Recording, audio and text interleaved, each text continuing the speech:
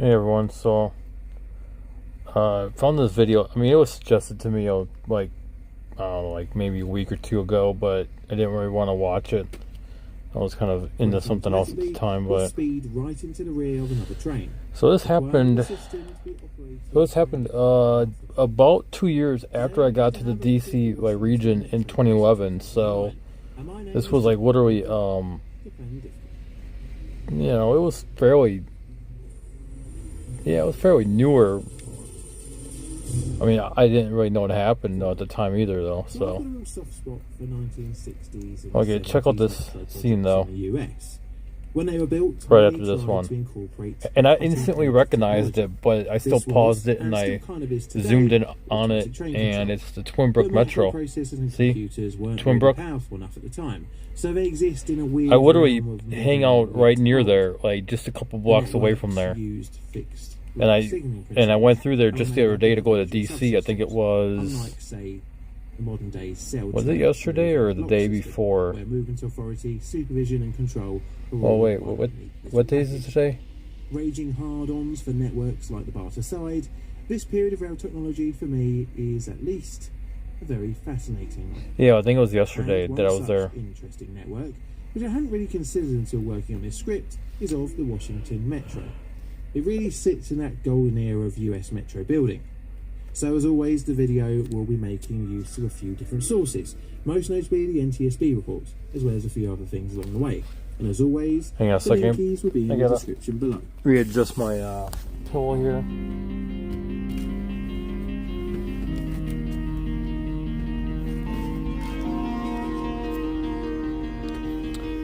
This video is on YouTube. This specific video, I've actually seen it. So, and I saw training videos for the Metro Police, how to take people down and all that shit. So yeah, this actually does exist. Background. So our story begins in the 1960s. I hope you guys can hear it. Were, as said on the WMATA website, the Washington Metropolitan Area Transit Authority. I used to take the Metro all the time when I first came to the area, but now I drive, so now I don't need to take the Metro anymore. But probably to do it again on Monday though. So really sucks, you know. And an all-new and shiny rail network, readjust myself here, as well as integrating buses connections with the new metro system. Think like Transport for London. Building began in 1969 for the Metro rail system, opening its first section of 5 stations of the Red Line in 1976. And over the next few decades, the network would expand, with a new station as recently as May 2023. But we aren't here for a full-blown history of the network. Oh, good. They show a video about this. And this is in the system in which trains are signalled and controlled. Right, so from the start the network was envisioned as modern as possible for the time, and that was an automatic train operation system. That is, train control was taken out of the hands of the operator, although manned with a looks like the yard right there. Stopping, starting, and the train yard right there about between Noma Gallaudet and the Rhode Island Metro. Gets rid of the majority of associated trackside signals, opting for an in-cab system. That could be either Metro Center, LaFont Plaza, or comprises of what's the other station that it's like a shaped like a cross, you know? ATP, ATS, and ATO. So the first and most essential is the automatic train protection subsystem, which essentially is the signals that the trains run to and their detection along the line. This is done by track circuits, which detect the presence of a train. The ATC system takes this information and gives the train a maximum safe speed. The track circuits used in the network are like this.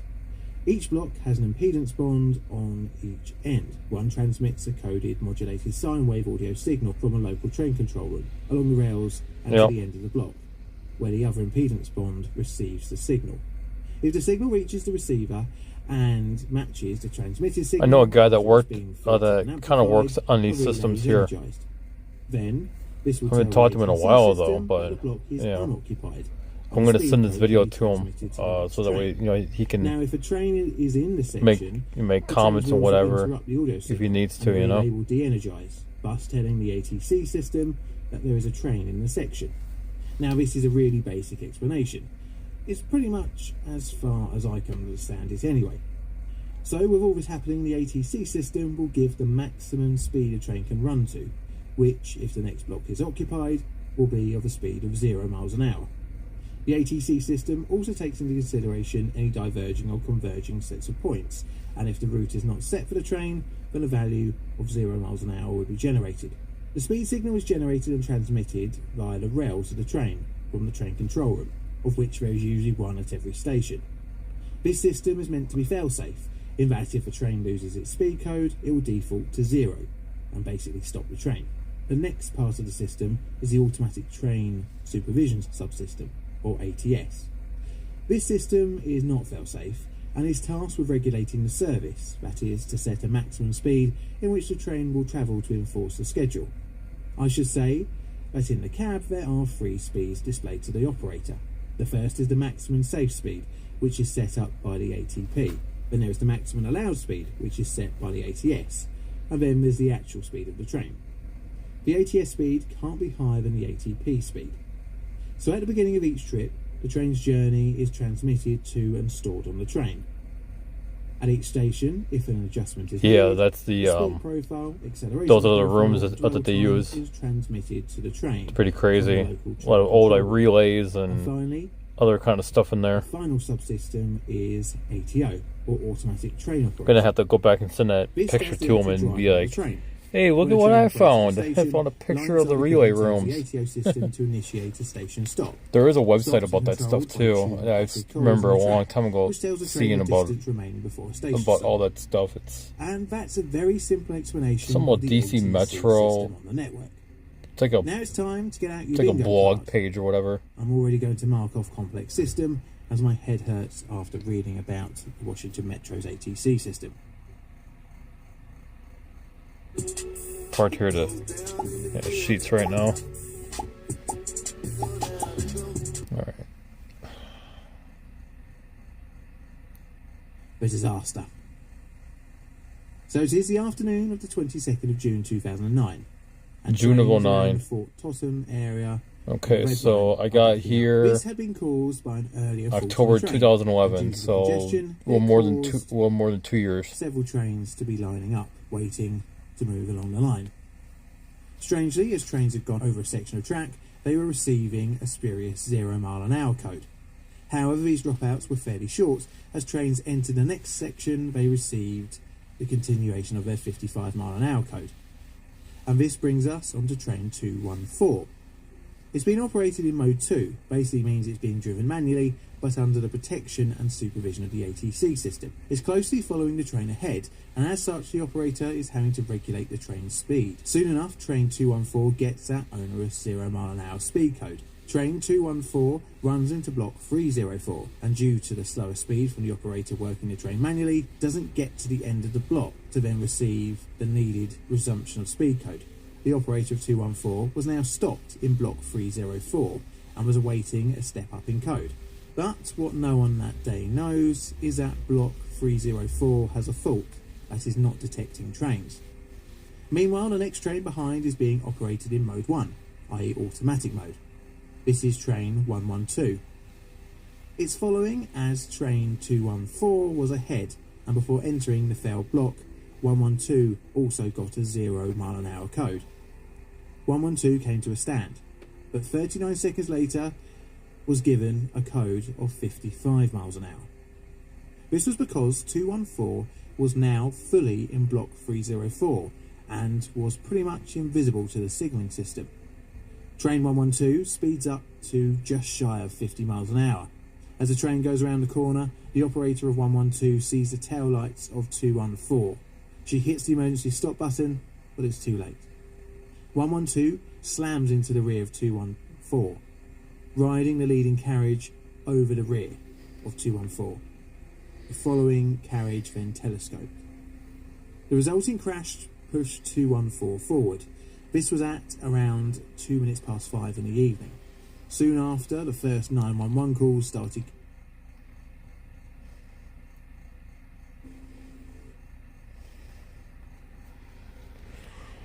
See what train number this is.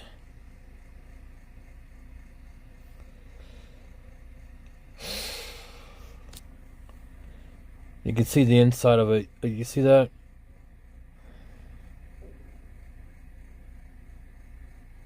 So I wonder where the actual chassis is, the actual trucks and the motors and stuff. I wonder where it is.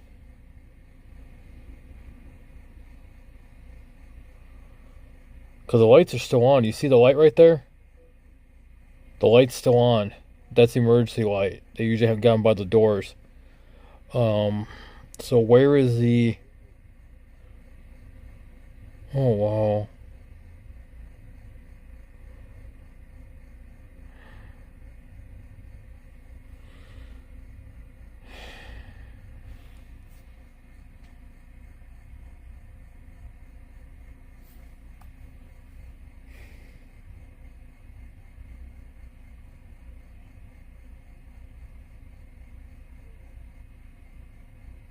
The resulting crash pushed 214 forward. This was at around 5 in the evening. Soon after, the first 911 calls started coming. It's heartbreaking to see that. The patrol noticed traction current going out in the area. He attempted to contact train 112, but no reply. At around the same time, the operator of 214 was making his way to the rear of his train to investigate the impact. He radioed into control and he... I think at the time, I think my mom's fiance who had passed away, I think he said that he had to take on some of these cases, if you understand what I'm saying. Like, he was with the coroner service or something at the time, assistant coroner, from Montgomery County. So yeah, it's kind of personal, and just really sad to see that. And you know what was a slap in the face? When they built the Silver Spring Metro Station, they built a stairwell going up to the next, by level, exactly like this. And I wasn't the only one that noticed that. A lot of people said it up on the website that they never should have built that. It was like a slap in the face, The controller got a track worker to go to the accident site to confirm the report, and sadly, he saw 2 mangled trains. The controller then held all trains in stations on the red... Where's this at?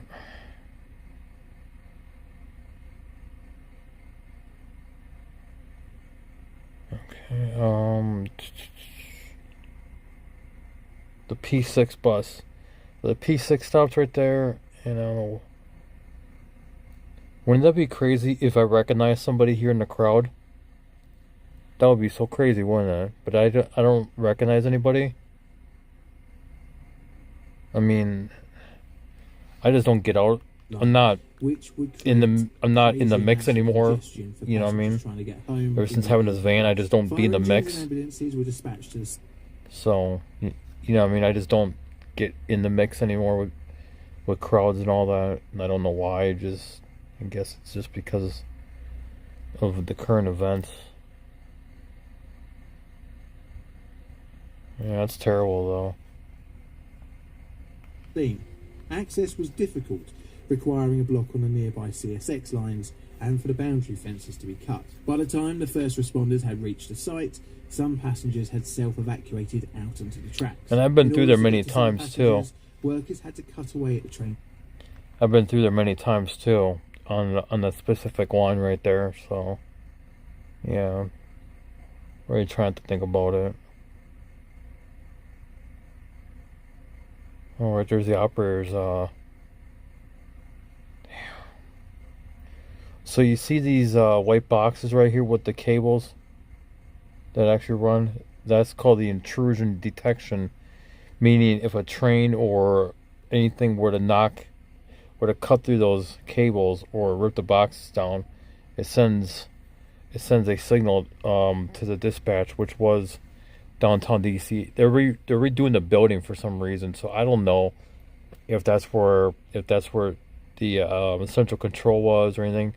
The actual WMATA building was being like completely rebuilt. I don't know. It never even made the news as far as I know. By an hour and a half post-event, I'm gonna look it up though and find out, just because I'm curious, Capital city. A crane would be employed to help with the search and rescue. which would lead up to the next day. And finally, around 9 AM on the 23rd, everyone was recovered, including the dead. 9 would be confirmed dead, including the operator of Train 112. So with such a public disaster in the nation's capital, of course the cause had to be found out, and this would enter the NTSB.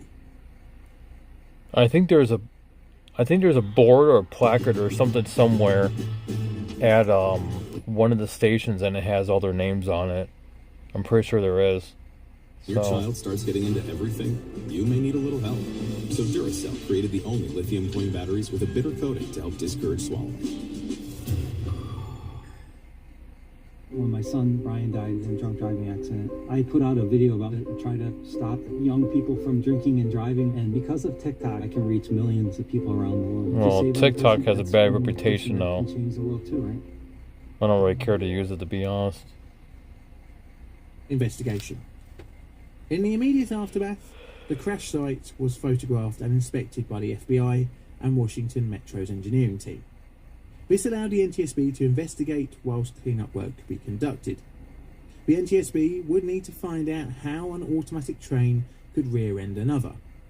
This would lead investigators to look into the system's past, as a tragically similar near-miss incident had happened.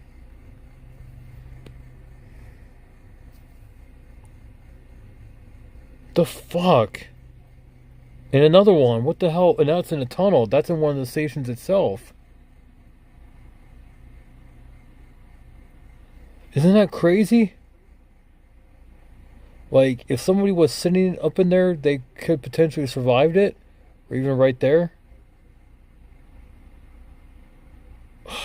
Wow, that's crazy. It's like the whole bottom is weak, except for the sides. The sides are the strongest part. Just a few years before. This is crazy. In 2005, a track circuit between Foggy Bottom and Roslyn failed to detect the presence of a stopped train.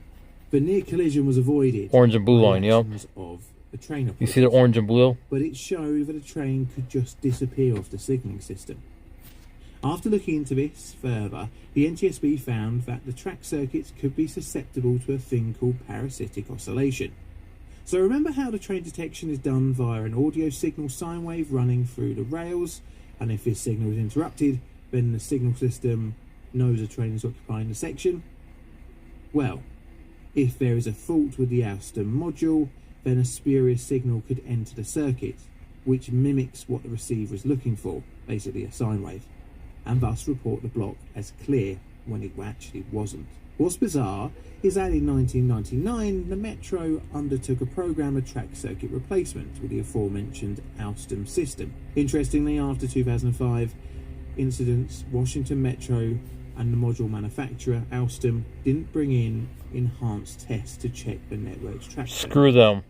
The NTSB would even say this in their investigation.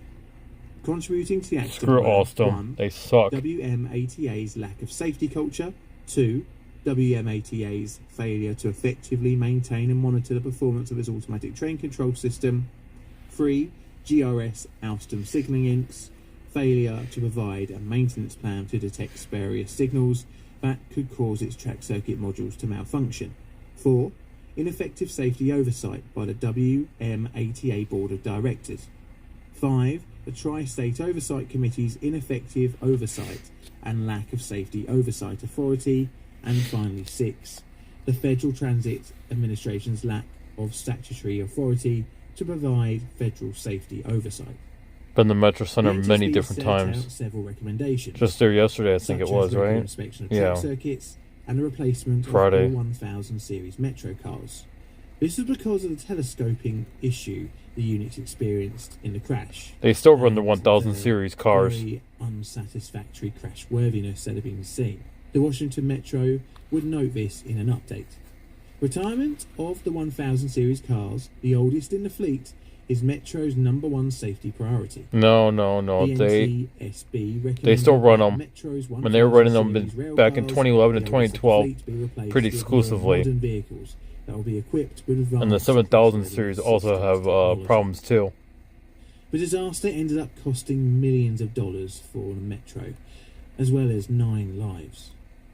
In its wake, The disaster undermined the public and operators' confidence in the ATC system. As such, all trains would be operated manually, albeit with the protection of ATP. Ironically, if the following train was operating manually, it was still very likely the disaster would have still have occurred, as the failure was with the ATP system train detection, and not supposed to be able to turn the handle and then do it, because So, that way when the handle turns, I got this. it automatically goes I'm down going to give and it a brakes. 4 on my disaster scale. Yeah, it's supposed to be able to move the handle up and Let keep me it up know down unless below. you turn it. So This that's is paying for production. it's called a dead man All videos switch. on the channel are Creative Commons Attribution Supposed Share to- licensed. It's not foolproof, but when you have the handle turn, you're supposed to be able to go back and forth. But if your hand relaxes because something happened to you, it's supposed to automatically spring backwards, and so you're basically fighting against a spring that wants to pull it back to the brake. If that's my understanding of how that works. So, but there should be a button where their left hand has to hit it like every 30 seconds or so, at least. No. Yeah, at least every 20 seconds. They have to keep hitting it every 20 seconds. Otherwise, within 45 seconds, the train will come to a complete stop, and every other train behind it will also have to come to a complete stop. I think that's the way they need to design it. So, Playlist for videos produced by me, John, the currently recommended porn second in the UK. but yeah, I'm gonna send this video to the guys who I On Twitter, is know, and I'm gonna see what he thinks, and description below. yeah, and go from there. So I'll see you guys later. Okay. As well as the rest of you for tuning in every week to watch my videos. You always get to say, biggest music,